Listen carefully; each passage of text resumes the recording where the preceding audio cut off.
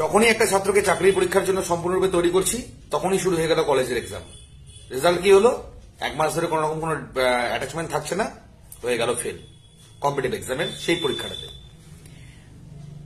তো এই আজকে যে বিষয়টা নিয়ে আমি তোমাদের সাথে একটু আলোচনা করব, যে সকল ছাত্রছাত্রীরা মানে ফেল করছো না, বা কলেজে পড়া যে সকল ছাত্রছাত্রীরা ফেল করছো, তারা কোন ধরনের যে একটা মানে খুব মানে সরকারের একটা বেশ প্ল্যানফুলি যে তোমাদের একটা যে খুব একটা মানে বয়স যেটা যে কিভাবে তোমাদের বয়সটাকে আটকে দিচ্ছে।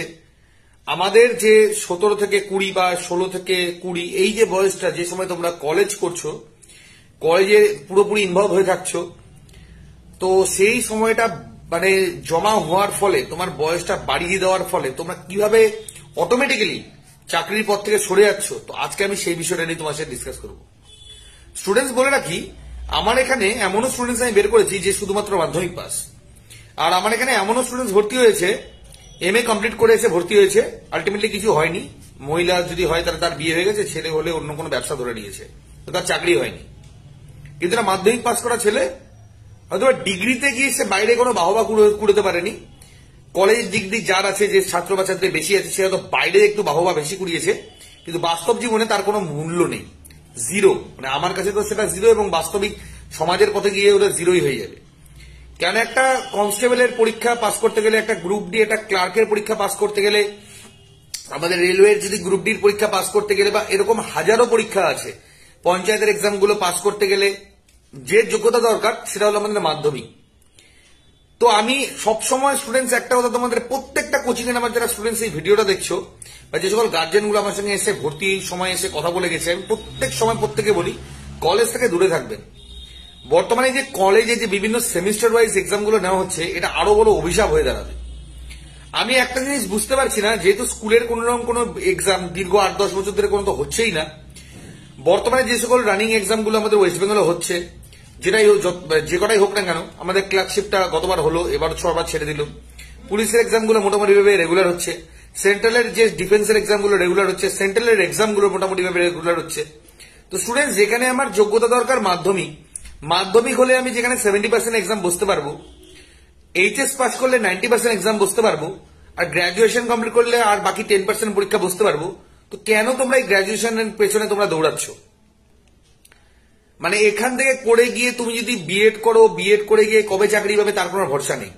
ডিএড যদি করতে চাও তাহলে আমার দরকার শুধুমাত্র এইচএস এর মার্কসটা, তা প্রাইমারি পরীক্ষা মোটামুটি ভাবে দাও, মোটামুটি হচ্ছে দাও। তো স্টুডেন্টস, সবার আগে না, যখন তোমরা কোনো প্রিপারেশন নেবে, সেই প্রিপারেশনটা নেওয়ার পিছনে মানে কলেজের সেমিস্টারের রেগুলার অ্যাটেন্ডেন্স, রেগুলার এইগুলোতে না গিয়ে আমি এইটুকু বলবো, তোমাদেরকে রেকমেন্ড করবো, স্টুডেন্টস তোমরা ইনকামের পথটাকে আগে বেছে নেওয়ার জন্য যেটা করণীয় সেটা করো। মানে তোমার ডিগ্রি মাধ্যমিকে 90%, উচ্চ মাধ্যমিকে 80%, গ্রাজুয়েশনে 60%, এটা কোনো মাইনে রাখে না তোমাদেরকে স্টুডেন্টস বলছি, যতক্ষণ না ওটা কোনো কার্যকারী হবে, মানে তোমার হাতে কোনো কি চাকরি এসে দাঁড়াবে। তো তোমরা যারা স্টুডেন্টস এই বারবার এই ভুলটা করছো, আমার এখান থেকেও অনেক স্টুডেন্টস অনেক কারণবশত ছুটে গেছে শুধুমাত্র কলেজের এক্সামের জন্য। হয়টা কি, আমি তোমাকে ফ্র্যাঙ্কলি বলছি, 6 মাস ধরে খেটে খুটে আমি সেই স্টুডেন্টসকে রেডি করলাম, তাকে পরীক্ষার জন্য প্রিপেয়ার করলাম, ঠিক দুম করে চলে আসলো কি সেমিস্টার এক্সাম। একটা নতুন নাটক এটা শুরু হয়েছে লাস্ট বছর থেকে, আমি দেখছি এটা নতুন নাটক বলবো এটাকে। নাটকটা শুরু হয়েছে কি, এবার এক্সাম দিতে হবে, এবার এক্সামে তো পড়তে হবে স্টুডেন্টসদের, 1 বছর 1 মাস ধরে বাদ। এবার যে বাংলা ডিপার্টমেন্টের স্টুডেন্ট রয়েছে, বাংলা অনার্স এর স্টুডেন্টস রয়েছে, আমি তাকে যে এখন প্রশ্ন করি যে বাবা তুই এই কোর্সটা তুমি করছো কেন, মানে কি কারণে তুমি এই কোর্সটা করছো? তো স্যার সবাই করছে, আমিও করছি। কেন ও কোর্সটা করলো, অনার্স কমপ্লিট করলো, তো করে কি হবে? মাস্টার্স করবে, মাস্টার্স করে নেট কোয়ালিফাই করে ও আজকে একটা নেট কোয়ালিফাই স্টুডেন্টস আলহুলিয়া কি আমরা প্রত্যেকেই জানি, মানে গোটা ভারতবর্ষ হয়তো একটা পোস্ট এরকমও ঘটনা ঘটে, তাই কি না? একটা কলেজের উপরে হয়তো একটা পোস্ট, 2টা পোস্ট এরকম কিছু একটা বেরিয়ে যায়। তো আমি বলছি, যেখানে তোমাদের হাজার হাজার লাখ লাখ পোস্ট প্রত্যেক বছর অ্যালটমেন্ট হচ্ছে, শুধুমাত্র মাধ্যমিক পাস হলেই তোমরা সেটা অ্যাচিভ করতে পারবে, তো তোমরা সেটা ছেড়ে কেন কলেজের এক্সামের পিছনে পড়ে আছো, কলেজের ডিগ্রির পিছনে পড়ে আছো, তারপরে মাস্টার্স করছো উইদাউট এনি রিজন। আমি দেখতে পাই গিয়ে বিএড করছো, ডিএড, যেখানে তোমাদের শুধুমাত্র সামান্য একটা ডিগ্রি স্টুডেন্টস তোমাদের কাছে চাইছে, 18 বছর হতে হবে আর তোমার মাধ্যমিক পাস হতে হবে। শুধু এইটুকুটা তুমি আনো, তোমার জন্য গোটা ভারতবর্ষ, শুধু ওয়েস্ট বেঙ্গল বলছি না, গোটা ভারতের 70% পরীক্ষা তোমার জন্য ওয়েট করছে। তো এই পরীক্ষাগুলোতে জোর দাও স্টুডেন্টস, কম্পিটিটিভ এক্সামের পেছনে জোর দাও। কলেজের ডিগ্রি বা তুমি হাজার যেই কোনো ডিগ্রি করো না কেন, এই ডিগ্রিগুলো শুধুমাত্র তোমার বয়সটাকে আটকে দেওয়ার একটা সরকারি পরিকাঠামো, আদার্স কিছু না। আজকে থেকে যদি বিগত 10-12 বছর আগের কথা বলি, তাও আমরা জানতাম যে প্রত্যেক বছর ডিসেম্বর মাসে আমাদের এসএসসির এক্সাম হবে, এক কথা স্কুল সার্ভিসের এক্সাম হবে, যার জন্য আমাদের কি দরকার, গ্রাজুয়েশন দরকার।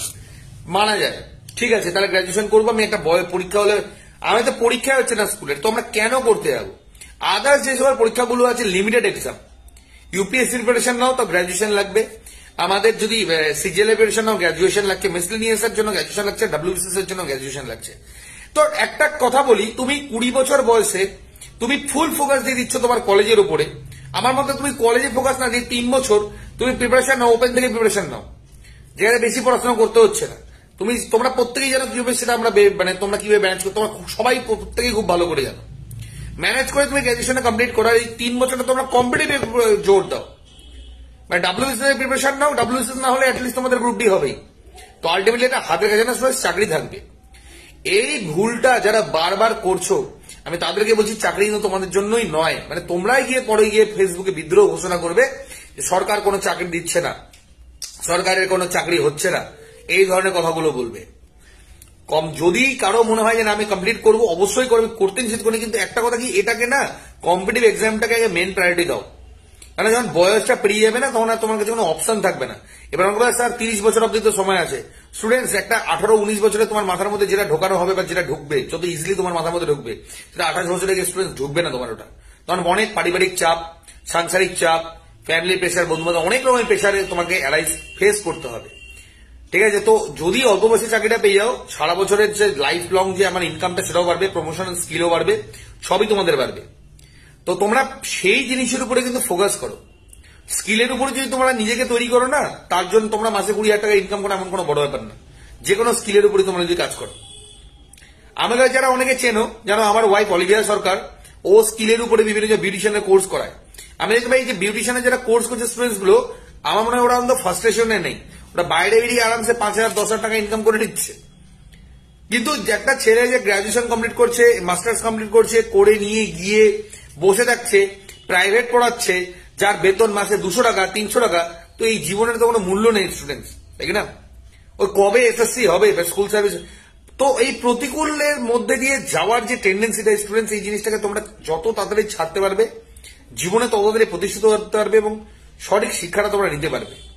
তো একটাই রিকোয়েস্ট তোমাদের কাছে, সঠিকভাবে প্রস্তুতি নাও, আমি তোমাদের সাথে সবসময় আছি, সঠিক গাইডেন্স আমি তোমাদেরকে করে দেবো। চাকরির জন্য প্রিপারেশন নাও, 3 বছরে কলেজের পিছনে না ছুটে 3 বছর চাকরির পরীক্ষার পিছনে ছোট, তোমাদের কিছু না কিছু একটা হয়ে দাঁড়াবে, এটা আমি তোমাদের কথা দিচ্ছি।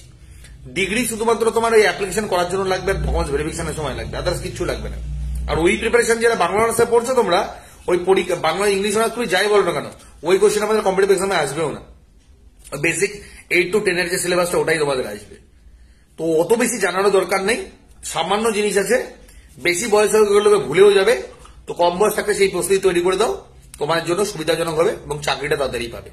তো এই ম্যাচটা যদি ভালো লাগে, ভিডিওটা অবশ্যই স্টুডেন্টস তোমরা শেয়ার করো, এবং যারা যারা আমাদের কোচিং থ্রু প্রিপারেশন নিতে চাও, অবশ্যই আমাদের সাথে যোগাযোগ করতে পারো।